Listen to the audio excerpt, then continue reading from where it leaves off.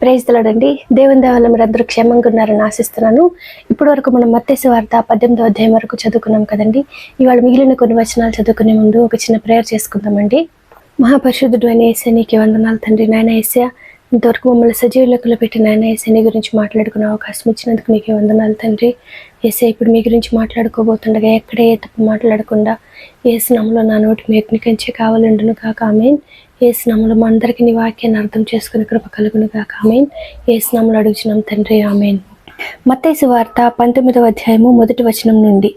యేసు ఈ మాటలు చెప్పి చాలించిన తరువాత గలిలయ నుండి యొర్దాను అద్దరినున్న యూదయ ప్రాంతములకు వచ్చెను.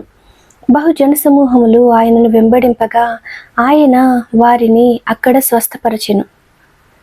పరిసయ్యులు ఆయనను శోధింపవలెనని ఆయన యొద్దకు వచ్చి, ఏ హేతువు చేతనైనను పురుషుడు తన భార్యను విడనాడుట న్యాయమా అని అడుగగా, ఆయన సృజించిన వాడు ఆది నుండి వారిని పురుషునిగాను స్త్రీనిగాను సృజించెను అనియు, ఇందు నిమిత్తము పురుషుడు తల్లిదండ్రులను విడిచి తన భార్యను హత్తుకొనును, వారిద్దరును ఏక శరీరముగా ఉందురని చెప్పెననియు మీరు చదవలేదా?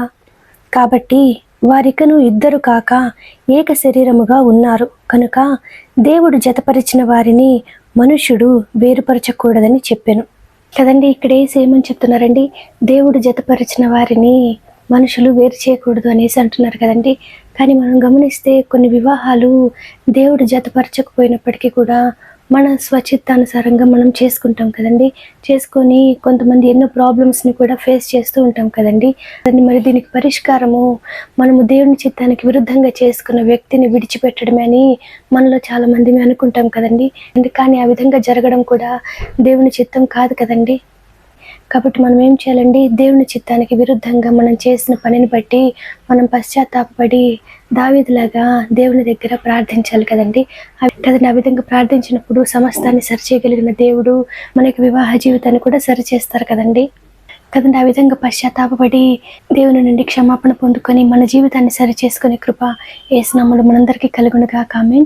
యేసు నామములో మనందరికీ సమాధానం కలుగునుగా ఆమేన్. ఇప్పటి వరకు మనం చదువుకున్నాము మత్తయి సువార్త 19వ అధ్యాయము 1 నుండి 6వ వచనం వరకు. వాక్యాన్ని అర్థం చేసుకునే కృప యేసు నామములో మనందరికీ కలుగునుగా ఆమేన్.